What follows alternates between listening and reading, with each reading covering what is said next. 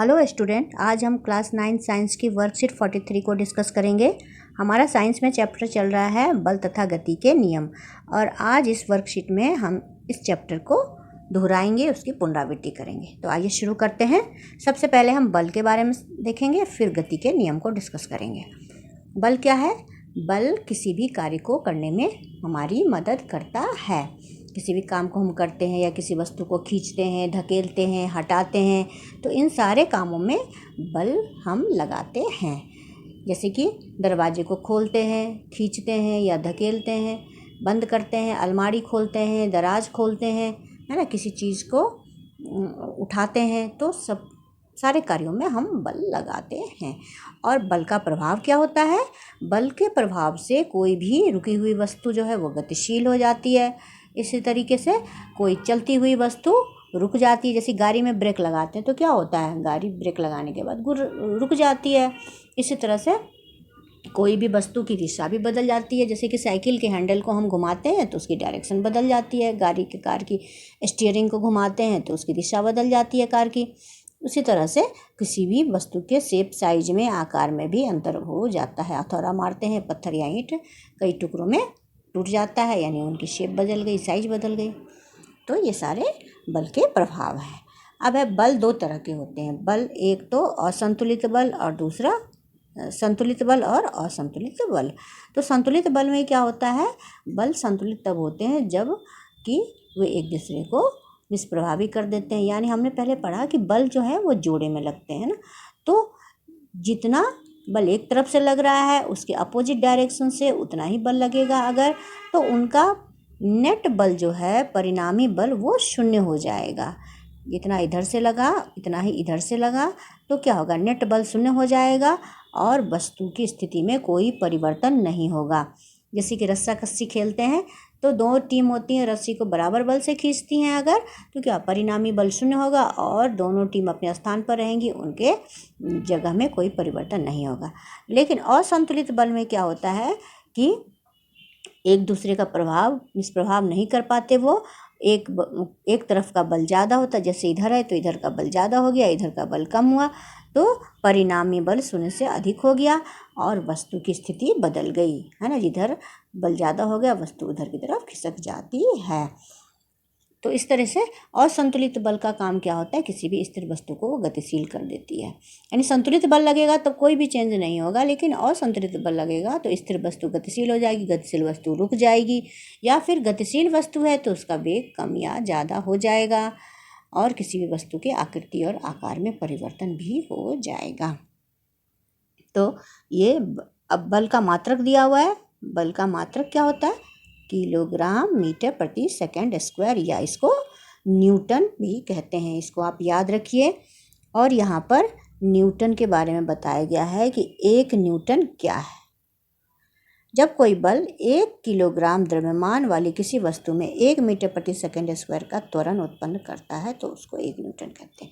यानी किसी भी वस्तु में जिसका द्रव्यमान 1 किलोग्राम है और उसमें जिस फोर्स के लगने के बाद, जिस बल के लगने के बाद 1 मीटर प्रति सेकंड स्क्वायर का त्वरण उत्पन्न हो जाए तो उसको कहते हैं 1 न्यूटन। बहुत इंपॉर्टेंट है, इसको अच्छे से आपको याद रखना है। अब आइए गति के नियम हम देखते हैं। गति के 3 नियम हैं। पहला नियम है, प्रत्येक वस्तु अपनी स्थिर अवस्था या सरल रेखा में एक समान गति की अवस्था में बनी रहती है जब तक कि उस पर कोई बाहरी बल कार्यरत ना हो। यानी कि कोई भी वस्तु अगर वो स्थिर है तो वो स्थिर रहना चाहेगी, अगर वो एक सरल रेखा में एक समान गति की अवस्था में है तो वो उसी अवस्था में बने रहना चाहेगी तब तक जब तक कि उस पर कोई बाहरी बल कार्य ना करे और उसकी स्थिति को बदलने की कोशिश ना करे, तब तक वो उसी अवस्था में बने रहना चाहेगी।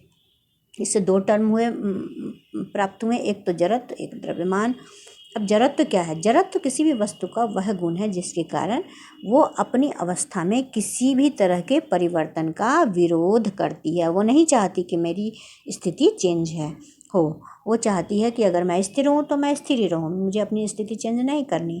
अगर वो गति में है तो वो गति में ही रहना चाहती, फिर वो स्थिर होना नहीं चाहती। तो पदार्थ का ये एक प्राकृतिक गुण है, इसको हम कहते हैं जड़त्व। अब द्रव्यमान इसमें दिया, द्रव्यमान जो है वो जड़त्व की माप होती है, यानी किसी भी वस्तु का द्रव्यमान अधिक होगा तो जड़त्व अधिक होगा, है ना। अगर द्रव्यमान कम होगा तो जड़त्व कम होगा। इसी के कारण क्या होता है, जो भारी वस्तु होती हैं उनका जड़त्व ज़्यादा होता है, जो हल्की वस्तु होती है उनका जड़त्व कम होता है। दूसरा देखते हैं गति का दूसरा नियम। किसी भी वस्तु के संवेग में परिवर्तन की दर उस पर लगने वाले असंतुलित बल की दिशा में बल के समानुपातिक होते हैं। तो इसका मतलब यह है कि वस्तु में जो संवेग के परिवर्तन की दर होती है वो उस पर जो भी बल कार्य करता है उसके बराबर होता है, यानी कि समानुपाती होता है। समान अनुपात में, यानी बढ़ने पर बढ़ेगा, घटने पर घटेगा, और इसकी दिशा जो होती है वो बल की दिशा होती है। ये हमने प्रूव किया था P बराबर mv, और v की जगह पर फिर हम ये फाइनली ये लेकर आए थे F बराबर ma, यानी फोर्स जो होता है, बल जो होता है, मात्रा और त्वरण के गुणनफल के बराबर होता है। अब तीसरा देखते हैं, इसका मात्रक भी दिया हुआ है संवेग का, किलोग्राम मीटर पर सेकेंड, तो इसको भी याद रखना, ये भी बहुत ही इम्पोर्टेंट है। अब गति का तीसरा नियम क्या कहता है, जब एक वस्तु दूसरी वस्तु पर बल लगाती है तो दूसरी वस्तु भी पहली वस्तु पर वापस बल लगाती है। यह दोनों विरोधी बल मात्रा में बराबर पर दिशा में विपरीत होते हैं। तो इसमें ये सिंपल भाषा में हमने पढ़ा था, प्रतिक्रिया के समान और विपरीत प्रतिक्रिया होती है। जितना आप क्रिया करेंगे उतनी ही प्रतिक्रिया अपोजिट डायरेक्शन से आएगी। जैसे कि आप पैर से दीवार में चोट करोगे तो आपके पैरों में भी उतनी ही चोट लगेगी। इसी तरीके से और भी दैनिक जीवन के उदाहरण है कि ज़मीन पर हम चलते हैं, जितने फोर्स से, जितने बल से हम ज़मीन को दबाते हैं, ज़मीन भी उतने ही फोर्स से हमारे पैरों को बल लगाती है, जिससे हमारा पैर ऊपर उठता है। इस तरह से हम चलते हैं। रॉकेट जो है वो जितने नीचे की तरफ जो है लगाती है, ईंधन की वजह से फोर्स लगाती है ना रॉकेट, इस तरीके से, और इधर से ईंधन छोड़ती है तो इतना ही बल इसकी तरफ से इसको पुश करती है और ये ऊपर उठता है। तो दैनिक जीवन में बहुत सारे ऐसे एग्जाम्पल हैं, है ना। आपको सिंपल याद रखना, प्रत्येक क्रिया के समान और विपरीत प्रतिक्रिया होती है। जितनी क्रिया करोगे उतनी ही प्रतिक्रियात्मक बल मिलेगा, लेकिन उसकी दिशा अपोजिट होगी। अब है संवेग संरक्षण का नियम, लास्ट में है। दो वस्तुओं का कुल संवेग टकराने की क्रिया में अपरिवर्तित या संरक्षित रहती है। मतलब संरक्षण का मतलब प्रिजर्व रहना, उसमें कोई भी कमी या ज़्यादा नहीं होना, इसी को कहते हैं संरक्षण। तो कोई भी दो वस्तु जब आपस में टकराती है तो क्या होता है, एक दूसरे पर टकराने पर बल लगाते हैं, और जो टकराने के पहले और टकराने के बाद का कुल संवेग होता है वो अनचेंज होता है। यानी जितना संवेग टकराने से पहले का था उतना ही टकराने के बाद का रहता है, जब तक कि उस पर कोई बाहरी बल ना लगे।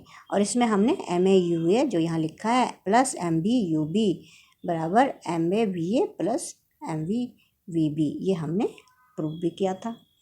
टकराने से पहले का संवेग, टकराने के बाद का संवेग, और ये दोनों ही बराबर होते हैं।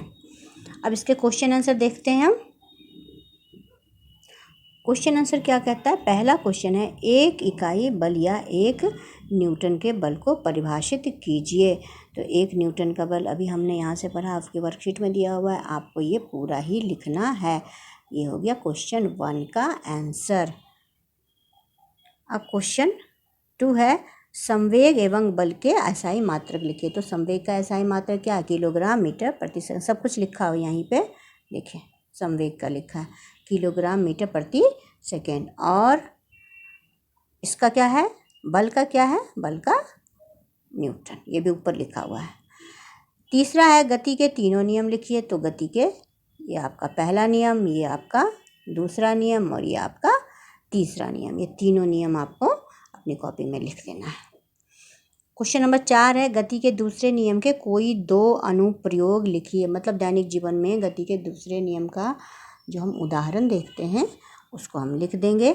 जैसे कि कराटे खिलाड़ी का पत्थर की स्लैब को तोड़ना, है ना, एक ही झटके से तोड़ देता है वो, तो ये आप लिख सकते हैं।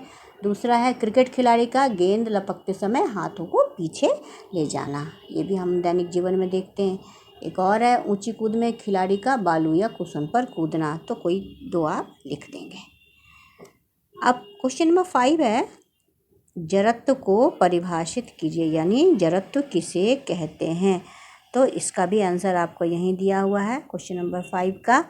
जड़त्व किसी भी पदार्थ का उसकी अवस्था में परिवर्तन के विरोध करने का गुण होता है।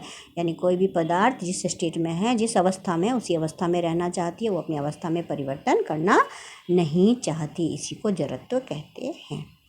तो इस तरह से आपकी वर्कशीट पूरी हुई और मुझे आशा है कि अच्छी तरह से आपको ये फिर से रिकैप हो गया होगा, फिर से याद हो गया होगा। तो आप इसको अपने दोस्तों को, अपने फ्रेंड्स को अवश्य शेयर करें। Thank you.